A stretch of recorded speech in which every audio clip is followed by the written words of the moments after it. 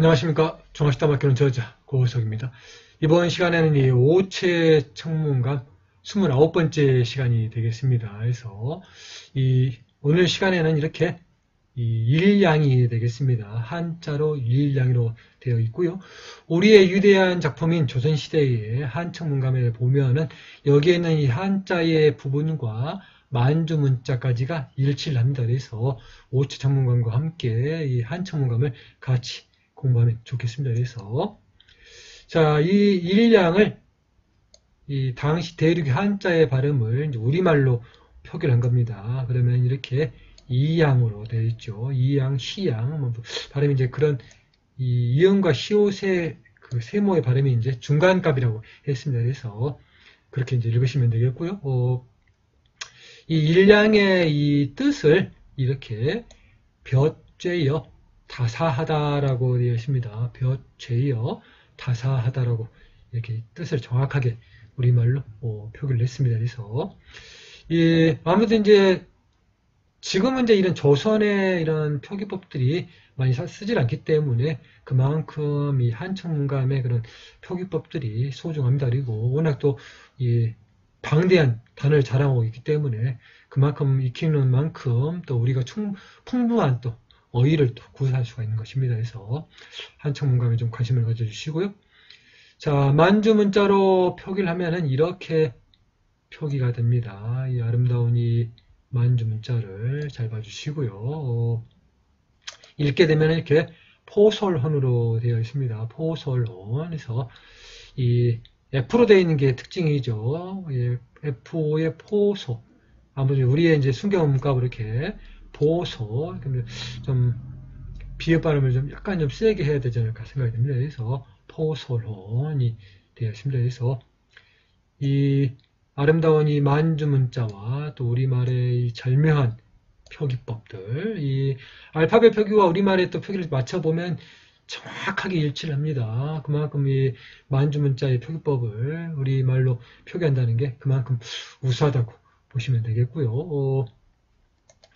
만주문자가 이제 우리가 정확하게 뭐 완벽하게 처음부터 이해할 수는 없는 일입니다만 하나하나씩 문자를 보고 또 세심하게 문자를 구별해서 알파벳 음가를 이렇게 비교해서 보다 보면 우리가 또 충분히 이해를 할 수가 있습니다. 그래서 만주문자에도 관심을 가져주시고요.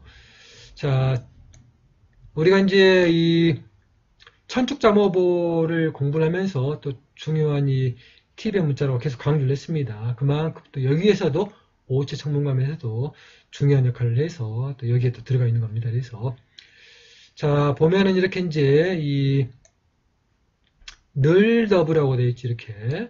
아무튼 이제 문자를 잘 보면은 라의 그 위 글자가 LA의 라의 글자가 여기 위에가 있는 겁니다. 그래서 글자를 이렇게 이제 표기를 한 것이고요. 여기 L자의 발음이 L자의 글자가 있죠. 그리고 아래쪽에 이제 다가 결합이 됩니다. 그리고 위쪽에 이렇게 단음의 얘가 되죠. 그래서 이 르더버가 되는 것이고요. 이거를 이제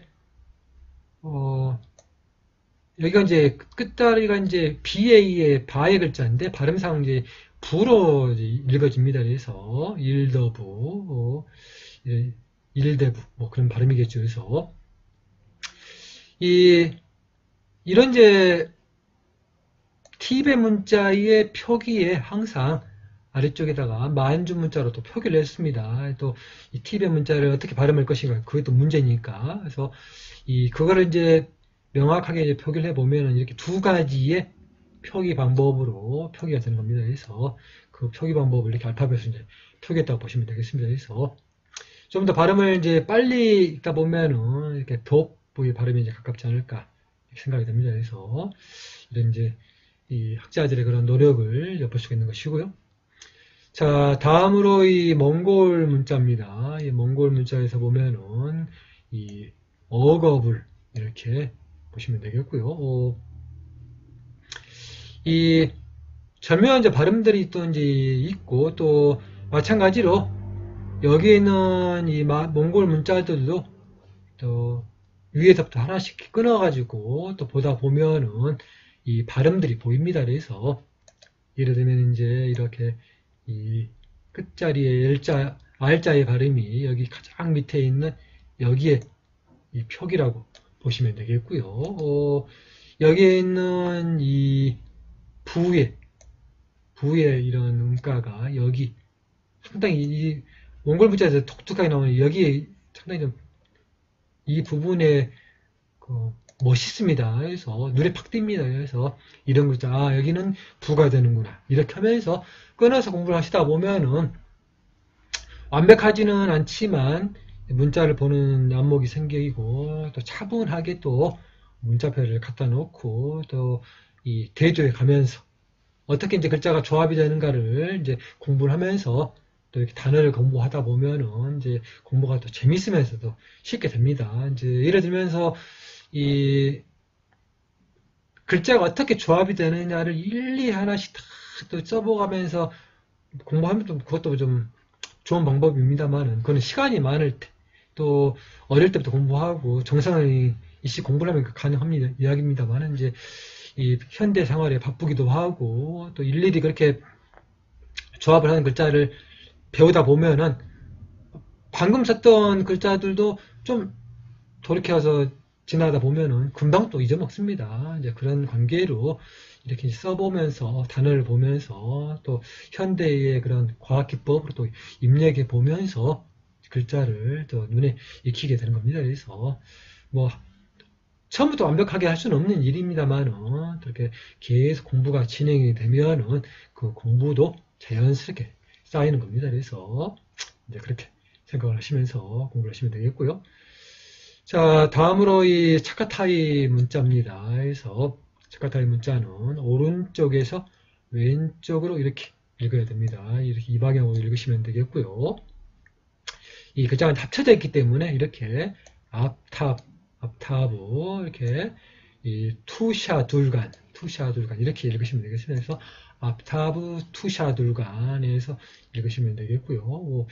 워낙 어렵기도 하고 또 이 글자가 또 조합이 되면서 써지는 아름다운 글자이기 때문에 좀 어렵긴 합니다만은 또 계속 이 차카타이 문자를 보다 보면은 또 어느 정도 이제 하나하나씩 글자가 좀 더 들어오지 않을까 생각이 듭니다. 그래서 이 차카타이 문자도 어려우니까 당연하게 이 오치 전문가의 원문에 보면은 만주 문자로 또 이 발음을 표기를 해줬습니다. 그래서 학자들의 그런 면밀 주도함, 이 오체 천문감의 이 위대함을 또 여기서 항상 우리가 느끼는 것입니다. 그래서 이런 오체 천문감을 공부를 하게 되면은 단일하게 만들어진 예를 들면은 만주 문자와 한자만 써져 있는 이 천문감이 있습니다. 그런 천문감을 우리가 공부를 쉽게 할 수가 있는 것이고 또 만주 문자와 몽골 문자 한자가 되어 있는 이런 삼체의 이런 천문감도 삼체 천문감도 공부를 할 수가 있는 것이고 또 이 만주 문자, 몽골 문자, 한자, 티번 문자까지 되어 있는 사체 천문감이 있습니다. 그 사체 천문감도 오체 천문감을 공부했으니 쉽게 공부할 수가 있는 것이 아니겠습니까? 그만큼 이 오체 천문감이 주는 가치가 있는 것이고요. 거기에 따라서 더불어서 우리가 또 우리의 조선의 한 천문감까지 공부를 하니까 육체 천문감을 공부하는 거 아니겠습니까? 얼마나 좋은 일이겠습니까? 그래서 자부심을 가져주시고 또 즐거운 마음으로 공부를 하시면은 오체 천문감이 또 쉽게 다가오리라 생각이 듭니다. 그래서 자, 오늘은 여기까지 준비했습니다. 시청해 주셔서 감사합니다. 다음 시간에 또 뵙도록 하겠습니다.